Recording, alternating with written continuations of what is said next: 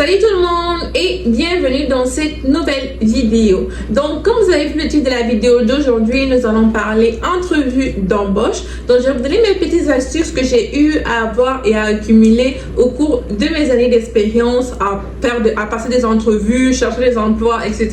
Donc généralement comme j'ai eu à passer énormément d'entrevues et j'ai eu à obtenir directement le poste lors de l'entrevue, je me suis dit que pourquoi pas vous donner mes astuces que j'ai eu à avoir si ça pourrait aider certaines personnes pour obtenir le poste qu'elles désirent. Donc en attendant, je vous laisse d'abord avec le générique. Hola.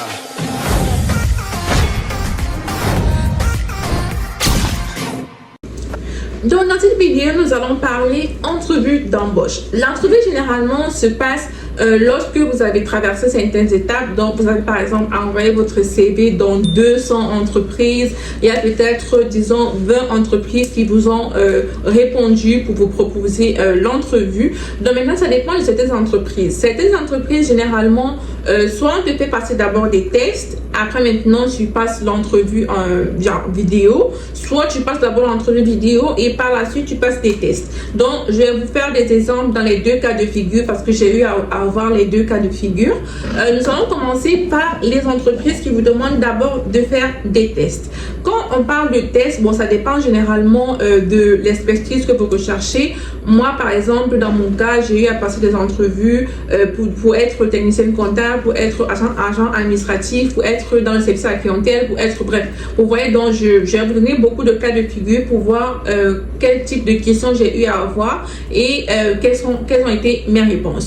Donc, on va commencer par le type d'entreprise qui vous donne d'abord des tests à passer. Généralement, les tests que moi j'ai eu à faire, ce sont des tests vraiment, par exemple, on peut vous demander de faire le test avec Excel. Donc, puisque moi, c'est vraiment au niveau de la gestion, au niveau documentaire et tout. Donc, on peut vous demander de faire les tests avec Excel. Quand on dit test avec Excel, c'est quoi? Donc, c'est vraiment, les tests peuvent, généralement, on peut vous demander de créer des tableaux. On peut vous demander de savoir trier les noms. Vous voyez, on vous donne par exemple une liste de noms, prénoms, adresses, etc. qui sont vraiment en désordre. Et on vous remet par exemple une feuille papier où le tableau est en ordre. Sauf que dans le fichier, vous devez le mettre vraiment en ordre comme sur la feuille. Et vous avez par exemple, on peut vous donner comme 5 minutes pour pouvoir le faire. Ça veut dire que vous devez vraiment savoir où partir dans Excel. Vous voyez. Donc on peut vous demander des trucs comme trier, des trucs comme créer un tableau, des trucs comme faire un graphique. Donc vous pouvez généralement savoir comment créer un graphique, sélectionner les données, créer le graphique, choisir quel type de graphique, etc. etc. Donc ça c'est vraiment, moi je conseille généralement aux gens de faire ce type de formation là, de se former comment utiliser Excel parce que lors des tests vous n'avez pas vraiment un temps indéfini. Donc il y a vraiment un temps qui est très clair et si vous ne savez pas directement où partir dans l'onglet, c'est clair que vous allez perdre du temps et vous n'allez pas pouvoir répondre à toutes les questions. Donc dans mon cas j'avais vraiment énormément de questions. C'était vraiment, je pourrais dire que pour le test Excel ça m'a pris comme 30 minutes. Après le test Excel il y avait le test Word. Le test Word c'était vraiment il y avait la rapidité au clavier. Vous voyez quand tu fais des trucs dans l'administration et tout, il faut que tu sois rapide au clavier. Donc on teste cela, soit tu as un casque où tu tapes les informations directement sur la machine. Donc tu tapes directement, donc rapidement tu entends avec et on fait différents accents. Tu peux avoir quelqu'un qui a l'accent par exemple indien, qui a l'accent québécois, qui a l'accent africain, qui a l'accent haïtien, etc. etc. Tu dois savoir c'est quoi que la personne dit pour pouvoir taper l'information. Donc il y a cela, il y a aussi la correction des fautes. Donc on peut te donner un fichier et tout, on te demande de corriger les fautes dans le fichier. Ça c'est généralement pour les gens qui vont essayer de postuler dans des trucs comme agent administratif, agent exécutif, etc. Parce que dans ce côté là vous allez vraiment toucher le côté documentaire, etc. Pour le côté comptabilité, on peut vous demander par exemple, on peut vous donner une mise en situation. Donc on vous dit par exemple il y a un client, il a par exemple tel revenu, il a machin truc, donnez-lui des conseils sur comment faire par exemple ses impôts. Vous voyez quel type de document vous allez lui demander pour pouvoir produire sa déclaration d'impôt, ou bien on vous remet par exemple son chiffrier, ou bien on vous remet son tableau, bref, son chiffrier. On vous remet son chiffrier et on vous demande par exemple il y a quelle erreur il a eu à commettre, ou bien c'est quel type d'informations qu'il a oublié de mettre dans son tableau, etc.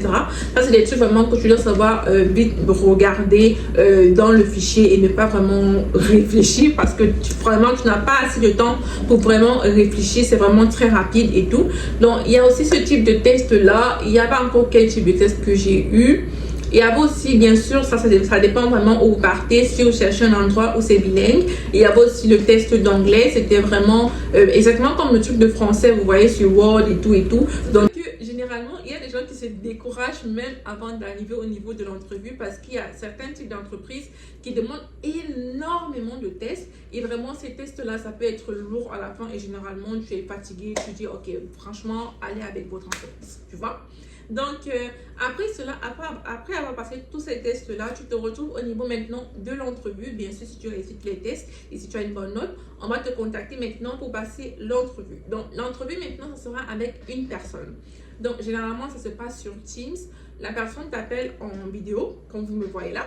La personne t'appelle en vidéo et puis commence à te poser quelques questions, généralement en fonction de ton CV. Donc, disons par exemple, je vais prendre l'exemple de l'entrevue que j'ai eue pour l'hôpital. Généralement, la personne peut te demander d'abord ton ancien emploi que tu as eu dans ton CV. Ils vont directement te demander ton ancien emploi. Qu'est-ce que tu faisais là-bas? C'est quoi les enjeux que tu as eu à avoir à ton emploi? Après, on te met par exemple une mise en situation. On peut te dire... ton collègue, par exemple, a fait une faute dans son chiffrier, ok?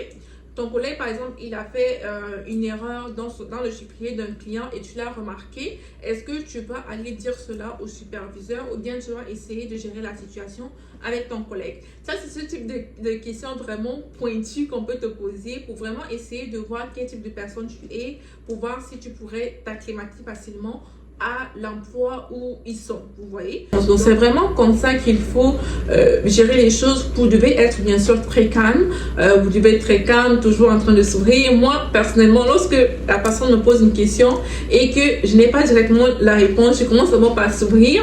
Je souris après, pendant que mon cerveau est en train de réfléchir, je souris d'abord, après je dis ok, moi personnellement ce que j'aurais fait, je prends vraiment le temps de trouver la bonne réponse au lieu de directement vouloir répondre et après tu te mets à bégayer. Ça peut faire en sorte on se demande si tu es vraiment sûr de toi et tout.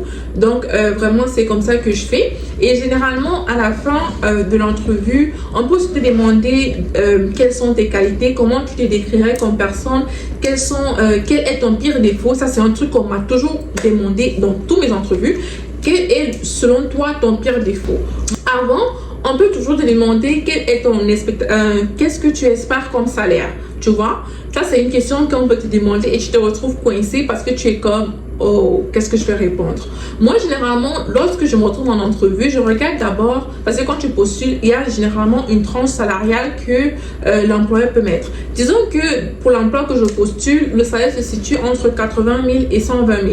Donc, vous voyez, je peux d'abord répondre de telle sorte que je demande, généralement, pour un emploi pareil dans votre entreprise, quelle est la tranche salariale que vous donnez à vos employés. Si par exemple j'ai oublié de regarder avant l'entrevue me disant que je ne m'attendais pas à une telle question, je peux lui poser ce type de questions là pour voir d'abord ce qu'il va me répondre. Et maintenant si par exemple il me dit non, j'aimerais vraiment savoir ton avis, j'aimerais vraiment savoir c'est quoi que tu espères comme salaire. Généralement pour ce type de questions là, moi je réponds toujours par une tranche. Disons que pour leur emploi ils ont mis c'est entre 80 000 et 120 000. Moi je vais répondre vraiment pour le type d'expérience que j'ai, sachant que j'ai déjà accumulé 7 ans d'expérience dans ce domaine-là. Moi, personnellement, la tranche salariale que j'aimerais se situerait je vais par exemple dire entre 100 000 et 120 000. Vous voyez, ce qui fait en sorte que lorsqu'ils vont me revenir pour me donner l'offre d'emploi, je pourrais encore négocier parce que j'ai répondu par une tranche salariale, faisant en sorte que ils ne savent pas exactement combien j'ai demandé. Au lieu de dire que ok, j'aimerais 100 000, Après, on va te revenir avec l'offre d'emploi. Sois sûr à 100% qu'ils vont écrire 100 000. Il n'y aura pas $1 de plus, pas $1 de moins. Ça sera 100 000 net. Et à ce moment-là, lorsque tu vas maintenant essayer de négocier, il va être plus réticent parce qu'il va se dire, bah, lors de l'entrevue, tu m'as dit que tu voulais 100 000. Je t'ai trouvé 100 000.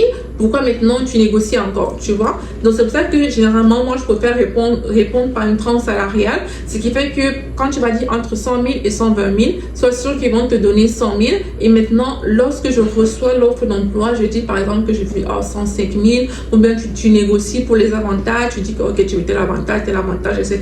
Bref, là ça sera vraiment à la fin pour voir si tu peux plus négocier ton salaire. Donc, moi, personnellement, ce que je vous conseillerais, c'est de ne pas vous vendre moins cher. Vous voyez, parce que généralement, certaines personnes sont comme intimidées lorsqu'ils postulent pour des emplois et qu'ils savent qu'ils n'ont pas vraiment l'expérience pour. Moi, je vous dirais, franchement, j'ai eu à postuler pour des emplois. Sur l'offre d'emploi, c'était écrit, il fallait peut-être 7 ans d'expérience dans je sais pas quoi. Moi, j'avais par exemple 4 ans, mais j'ai postulé. Et vraiment, c'est à l'entrevue que tu donnes ton maximum. Que tu fais en sorte que les 4 ans que toi, tu as eu à faire, contrairement à quelqu'un qui a eu à faire 7 ans, toi, tu as par exemple appris tout ce qu'il faut apprendre dans le monde. Donc, ici, mes fins à cette petite vidéo. J'espère qu'elle vous a plu. C'était vraiment une petite vidéo pour aider les personnes qui vont passer une entrevue très prochainement ou bien des personnes qui sont en train de postuler à des emplois et qui espèrent recevoir une réponse du recruteur. Donc, j'espère que cette petite vidéo va vous plaire et que ça va répondre à vos questions pour voir comment vous préparer à l'entrevue, quel type de questions, quel test vous pourrez avoir selon vos types d'emploi, bien sûr, selon les types d'emploi où vous avez postulé, etc. En tout cas, si cette vidéo vous a plu, n'hésitez pas à liker, commenter et vous abonner comme d'habitude. Et nous, on se retrouve dans quelques jours pour la prochaine vidéo. Bisous. I've been inside trying to get these